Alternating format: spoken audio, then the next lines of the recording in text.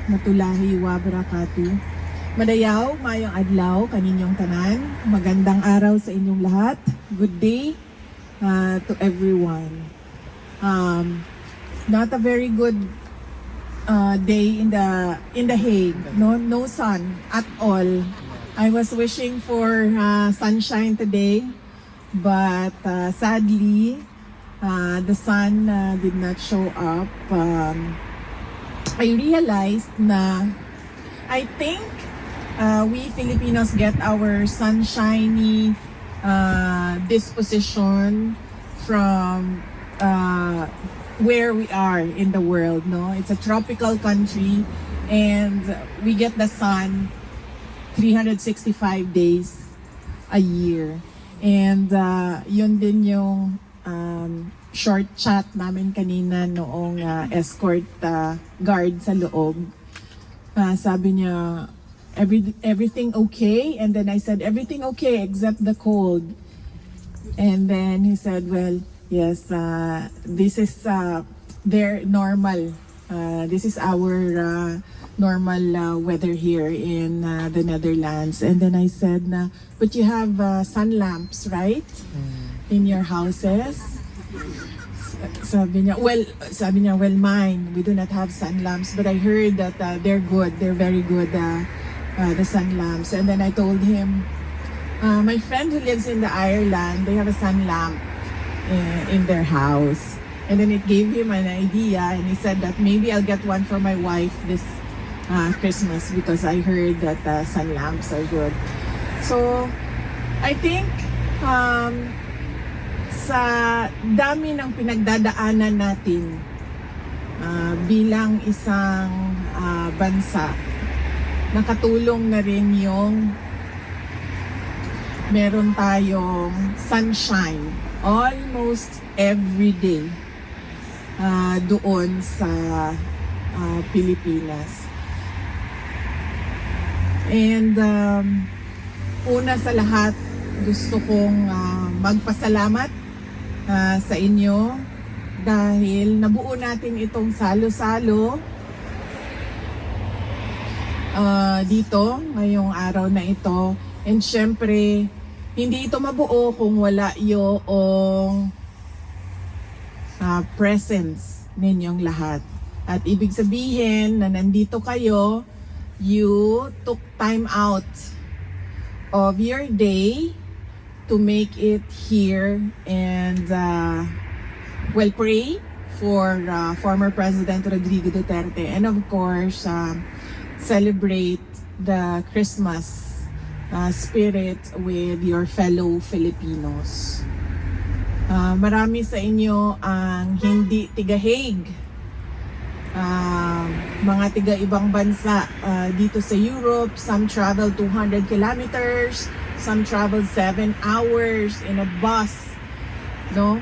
Na napakahirap dahil ano yung paa mo? Hindi ma-stretch yung paa mo for 7 hours. And meron sa inyo may trabaho, pero dinala yung trabaho dito ngayon sa ating salo-salo. So iba-iba yung sitwasyon, pero everybody made time for former President Rodrigo Duterte. And we as member of the family, I would like to thank you all for your effort and for your passion to show the world your support to President Rodrigo Duterte. Ang pangalawa ay ang mensahe ko para sa inyong lahat ngayong Pasko.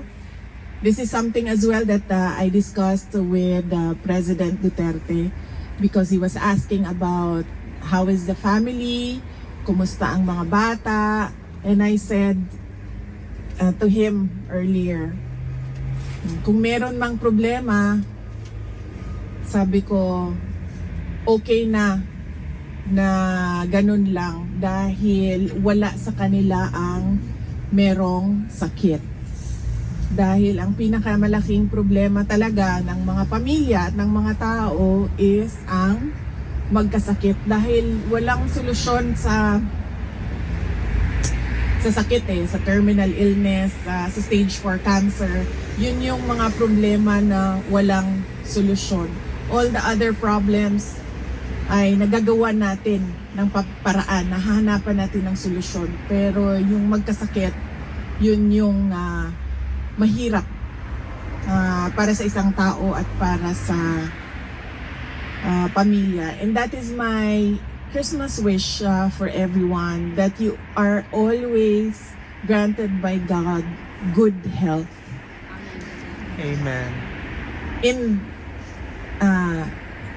always, every day of your lives, particularly for the year 2026. At yun din ang sinasabi ko lagi, paulit-ulit, something na hindi nabibili ng pera, yung good health. Dahil meron talagang mga sakit na wala ng gamot, diba? So kahit gaano ka pa kayaman, kahit gaano pa kaganda ang access mo to the best healthcare in the world, pero pag wala na talagang gamot, kahit gusto mo pa mabuhay, ay time is up ka na talaga sa Diyos. Kaya it is something that is very precious to everyone, and I hope that you will always be in good health. In fact, si President Duterte nag-aalala sa inyo lagi, ilang beses sa pagbisita ko ngayon, mga 3 beses siya nagsabi.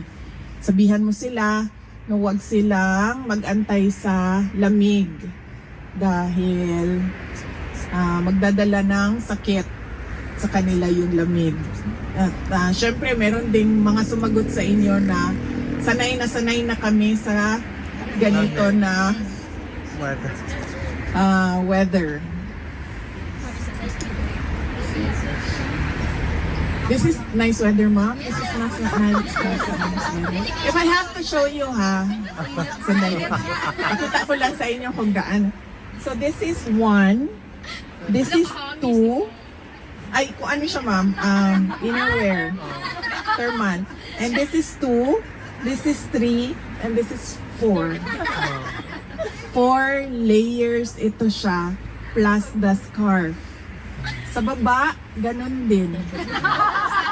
1, 2, 3 layers ito siya sa baba. Ang aking medyas ay 2 layers. Gustuhin ko siyang maging, kasi may pumapasok pa konti So gusto ko siya gawing 3. Kaso hindi na kasya ang sapatos. Masakit na siya sa kuko. So hanggang 2 layers lang ang... And yet, malamig pa rin siya.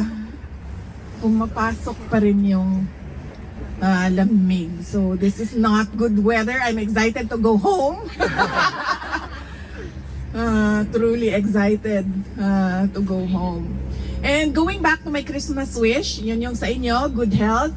And of course, to your loved ones, to your family members, syempre good health.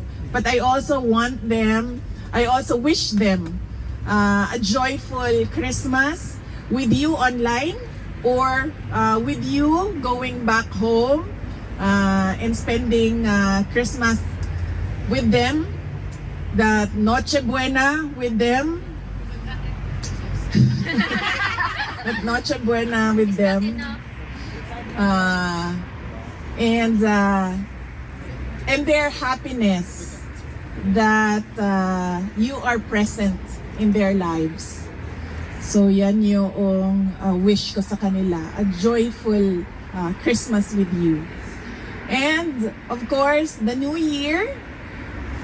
You know, when we ring in the New Year, we are always filled with hope that the New Year will bring better things than the previous year. That is why, 'di ba, meron tayo laging New Year's wish and New Year's resolutions, thinking na merong magbabago sa taon na yon. But we should always pray to God that it will happen for our country. A better 2026 for the Philippines. Kanina, our prayers are for President Rodrigo Duterte. I think we should also pause and pray for our country that it will become peaceful and prosperous soon. And we pray for our fellow Filipinos, for the dead, the dying, and the sick. May they be granted blessings just like how God gives us blessings every day. And finally, from President Duterte, meron siyang message kanina. Ang sabi lang niya, para sa inyong lahat, nandito kami, meaning siya, ako, at yung iba pang mga kapamilya namin, nandito kami so as long as gusto pa kami ng tao. Yes. Hindi kami, sabi niya, hindi kami mamimilit kung ano yung gusto ng taong bayan. For life na. So We yan pray yung, na ma-presidente. yung, and of course from myself, I thank you for your continued support. Alam nyo, I am truly blessed as a politician kasi kahit anong paninira ng mga kalaban sa akin, nandyan pa rin yung taong bayan. Yes. The trust is still there. The supporters from 2015, from 2016, from 2019, from 2022, nandyan pa rin kayo. At hindi kayo, and then you know how to discern ano yung paninira at ano yung katotohanan. And for that, I am truly blessed. And as I said, I thank you on behalf as well of all my colleagues in the Office of the Vice President. Dahil isa lang naman ako ako lang yung muka ng Office of the Vice President. Pero yung trabaho sa opisina ay ginagawa ng maraming tao.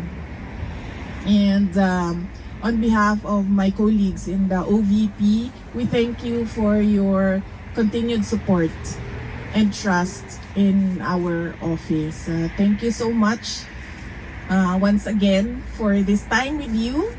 And I wish everyone a very Merry Christmas and a Happy New Year.